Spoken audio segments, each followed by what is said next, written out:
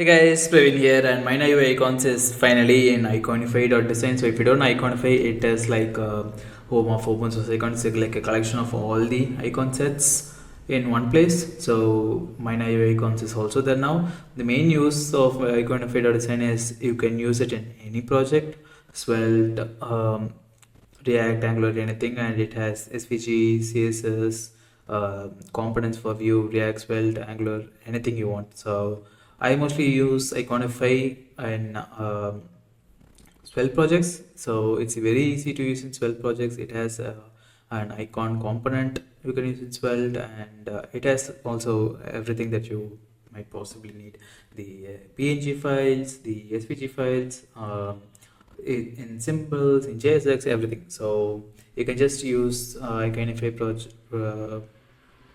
package in all your files. And yeah, I'll leave the link in the description below. You can go use it in your project. Let me know if you want any other icons added here, and even in Tailwind CSS you can use easily in inline classes itself. So yeah, it's very good. Yeah, so use it. Let me know if you need any more icons. I'll leave the link in the description. Go check it out and use it in all your projects. That's it for today. Bye bye.